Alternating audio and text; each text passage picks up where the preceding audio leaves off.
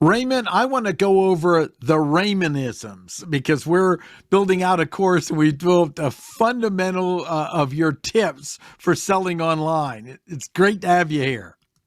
That's great, Martin. I'd love to help. Okay, Raymond, let's hit the first one. Talk about it. Okay. Well, when you're starting out and you don't have a lot of experience, you really don't want to gamble money on buying expensive items to sell. So you really want to look for inexpensive items or items you can source inexpensively and try and flip those first. And the way I like to say is don't take risk you can't afford to fail at when you're a beginner. Agreed. Well, here's the thing.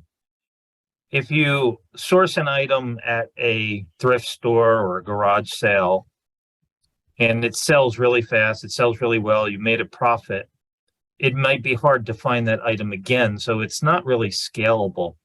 Whereas if you found an item to sell at like the Dollar Tree or Walmart that's selling well online, if you sell it, if you make a decent profit, you can always go back and buy more. So that's scalable. And that could be as simple as a butter dish or something like that. Yes. And, one of the items that still sells to this day are anything that Pioneer Woman puts out. And that's a line carried at Walmart. Fantastic. Which leads to the next one, replenishable products. Yeah. And we touched on that. And replenishable, all it really means is if you sell it, you can get it again. Yeah. And it's also about things that people will, need again too. Products they might, but more important, like you said, something you can easily get. That's correct. Free tools. Let's talk about free tools. When you're a professional seller on any of the platforms, eBay, Amazon, eventually you're going to need to get professional tools to help you up your game, but they cost money. As a beginner, you don't need any of those tools. There's plenty of free tools out there, and you can actually use the platform you're selling on to do research to sell items. And I'll give you a good idea. If you go to Amazon.com, put in any keyword whatsoever, say put in butter dish, okay? When you hit that search button, Amazon is in the business of selling items, so they're going to show you what is selling the best. So research can be as simple as typing in a keyword for a product, and Amazon is going to show you on the first and second page the items that are selling the best and selling the most. Okay, let's talk about this. Yeah, well, this is an important point because a lot of people get in and want to try and reinvent the wheel. They want to try and come up with something creative. They want to try and do something nobody else is doing. And that is the absolute opposite approach you should have. You want to find markets that are already there. You want to find products that are already selling because then there's a market for them. How do you distinguish yourself or differentiate yourself? You can sell this product in multiples. You can bundle it with other similar items. You can find a different way to market it. But you definitely want to find items where there's already a market and the item is already selling rather than take risk on selling something you don't know is selling. Yeah, and I mentioned that in the retail world, when I was selling clone computers, we wanted to find the property right next to the top competition. If we could get a building next door, that's the best line. Yep. Okay, this is a really, really important tip, even though it sounds very simple. A big mistake that many beginning sellers make is find a product, they'll see they can make money on it, they'll list it for sale.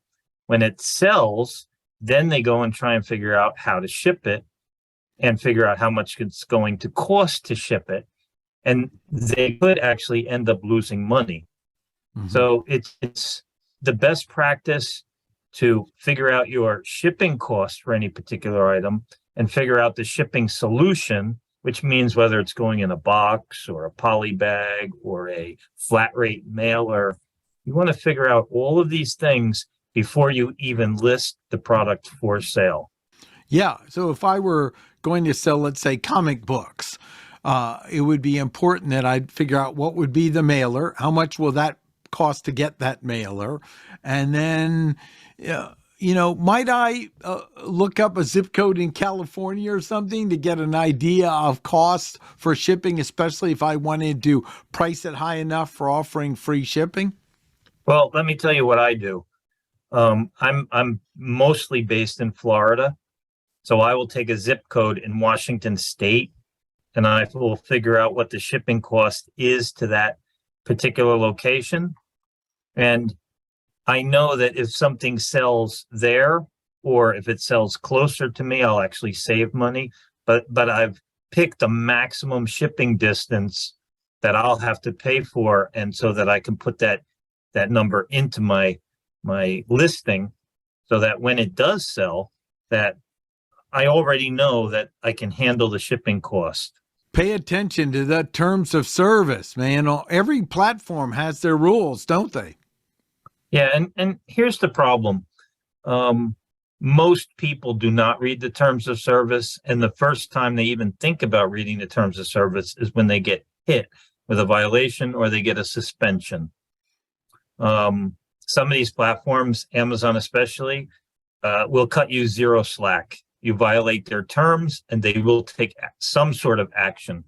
So it's really in your best interest, if you're going to sell on eBay, if you're going to sell on Amazon, if you're going to sell on Mercari, Redbubble, anywhere, to read the terms of service. And some of it's legal jargon. It's a little difficult, and you can actually use some AI tools these days to summarize the terms of service. You can copy and paste it into an AI tool like ChatGPT, and it will summarize the terms of service to help you understand it a little better. Okay. And this is where you learned a lot of your stuff. Yeah, I have to say, and it's, some people would say that's crazy, but I've learned 95% of what I know about online selling in Facebook groups. There is a Facebook group for anything you want to learn, and even online selling. You can join an eBay group. You can join an Amazon selling group. Anything you want to do, there is a Facebook group for it.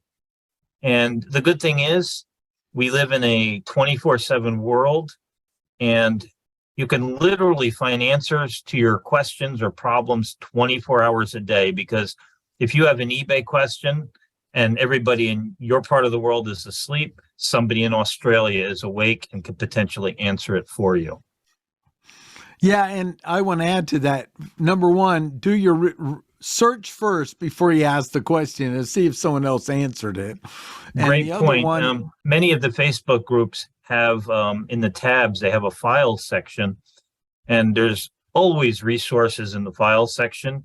And sometimes you don't have to ask a question. You just have to go through the files and find what's there. And like Martin mentioned, you can use the search function. Just pick a keyword, like you're having trouble with shipping, or you're having trouble with sourcing, and you're going to find out all the posts that were put up and potentially answering the question that you want to answer. it also tends to kind of annoy an established group when you ask something that clearly has been answered several times in the group. So Correct. You want to be a good citizen in the group and don't promote unless there's permission that allows promoting.